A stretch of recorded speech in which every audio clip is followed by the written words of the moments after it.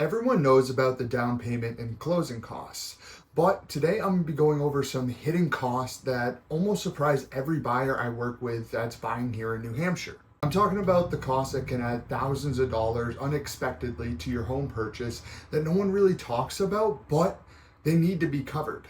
Today I'm breaking down 5 hidden costs of buying a home here in New Hampshire so you can plan and budget correctly and make that home purchase with zero surprises.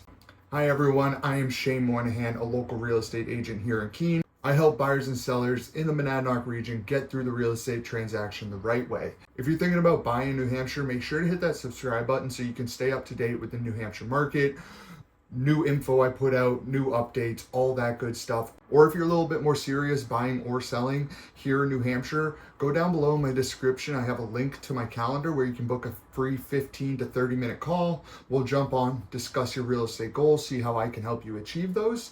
But without further ado, let's dive right into the 5 hidden costs of buying a house here in New Hampshire. Let's start with the big one, and that is property tax. So of course, you've probably seen the great thing about New Hampshire, and that's we have no state sales tax or no state income tax. So that's a huge plus, but it has to come with a downside.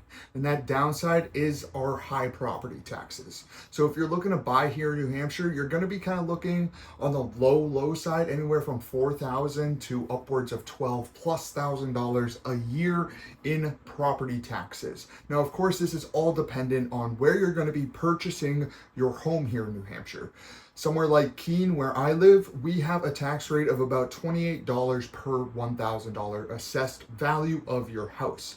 But there's other towns around here like Swansea, Chesterfield, and one that's awesome is Stoddard that has a super low tax rate. I'm hoping to live there one day because it is just that low and that good, because sometimes these tax rates can hurt. But make sure you always factor this into your monthly payment. And that's why when you get serious about a property, you're like, ooh, I want to offer on this one, I always suggest send it to your lender. Make sure you're comfortable with that monthly payment and you take into account those taxes for that specific property, because one town to the next can be quite the difference on the same type of purchase price. One more part I want to add in here really quickly is a lot of people don't learn this until the closing, and it's not really something you can negotiate, anything like that. It's just something that is what it is. But it's that New Hampshire has a real estate transfer tax. So during closing, it is 1.5% of the purchase price, but that 1.5 gets split evenly between the buyer and the seller. So you each pay 0.75% of the purchase price. Now, again, this is not a negotiable thing, but when you get that final statement with all your numbers listed, it's going to be on there. And I've had buyers be like, what's this? Why do we have to pay tax? I thought this was tax-free, but New Hampshire likes to tax real estate, I have noticed. All right, so number 2 for hidden costs, kind of sorted, is inspections and various testing that comes with this, because it's a big part of New Hampshire. So we have some specific things. Of course, a lot of homes in New Hampshire are older. Every day that it's very regular to see 100 to 300-year-old houses because, well, we're one of the first states in the colonies and we have a lot of old homes. So I always suggest to my buyers to do a full home inspection because it's kind of a cover your tail type situation. It's usually about $600 to $800 just for the home inspection. Now, if you're on like a well and a septic system rather than city sewer and water, you'd probably want to get a septic inspection and maybe even water test, depending on if it's been tested before and all that, but that can add another few $100s to your inspection budget. So you're going to be spending around $900 to probably $1,200 on inspections, but this again is a cover your tail because it's catching those huge things if you don't see it on that showing. Because a lot of times your showing before you offer is 20-30 minutes. You see it once. If it's at an open house, maybe it's 15 minutes and it's crowded. You didn't really even look at the furnace to see if it was there. So you want to get that to make sure those things are in order and you're not closing and then the next day your furnace goes and now you have to replace a new furnace. So it's one great thing to get done. It does make your offer a little bit weaker, but it's coming back to normal a little bit in this market. So it's always one of those things. I always suggest it, even on a clean house that I would purchase for the home inspection, I still suggest you should be getting a home inspection just because you never know. Now, the third hidden cost is going to be heating and utilities, especially throughout the winter. So if you're moving from out of state, this is something that a lot of people don't know is like how cold it actually gets here in New Hampshire. And of course, winter lasts usually 3 to 6 months, not 6 months. It feels like it, probably like 3 to 4.5 months, but it feels like 6 sometimes. And depending on what you have for heating sources, it's gonna add to your monthly utility budget. So you want to understand that.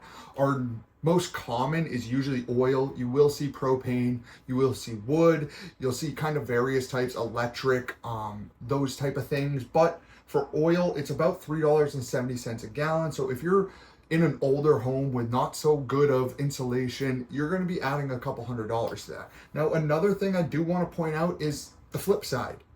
New Hampshire gets summer and winter, and we get it both pretty good. Like in the summer, we have a lot of stretches where it's going to be 85 to 95 for a couple weeks, and you need to turn on those ACs.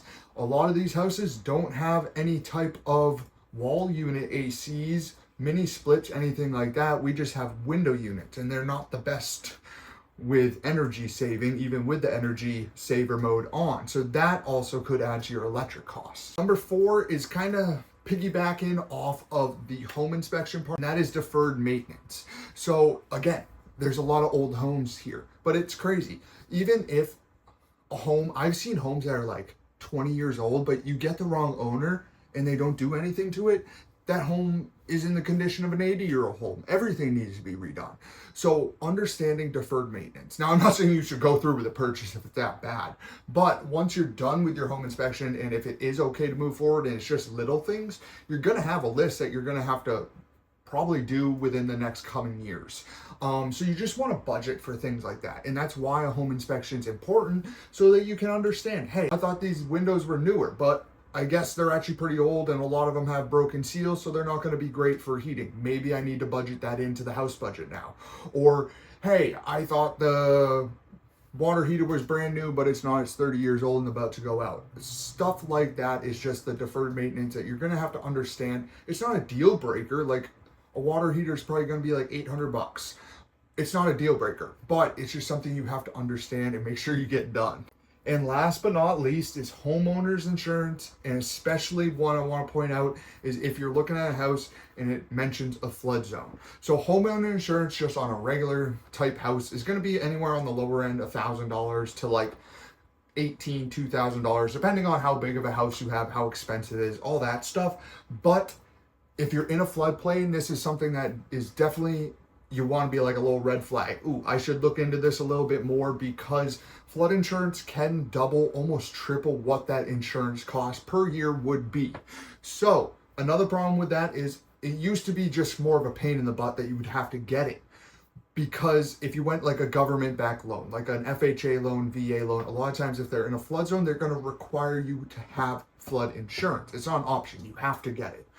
But right now, the government shut down. FEMA is shut down. The flood insurance, National Flood Insurance Program, they're not giving out insurance programs right now because they're shut down.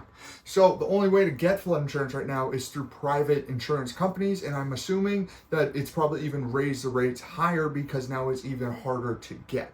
So that is one thing you definitely want to look out for. But on the flip side, just a little tip, realtor.com, I do like them. They're great at what they do, but I've noticed my buyers always point out their flood zones, and a lot of times they are not accurate. I'll cross-reference them to the actual FEMA maps online, and sometimes they're not even near a flood zone whatsoever, but it will show like a 9 out of 10 for hazard flooding. And it's like, sometimes my buyers won't see it because of that. And it's like, oh, you should have checked, because I would have cross-referenced it, and then we would have kind of did some digging into it. So that's just one thing.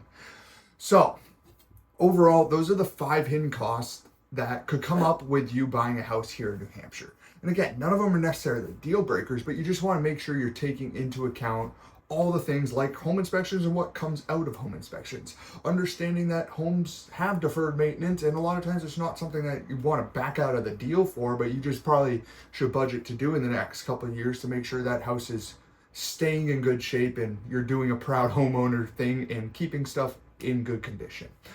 So, if you're planning to move to Keene, the Monadnock region, if you're looking for a realtor, I'd be happy to help. Again, down below in the description is a link to my calendar. Feel free to book a free 15-30 minute call. We'll jump on, talk about your goals, see how I can help you hit them.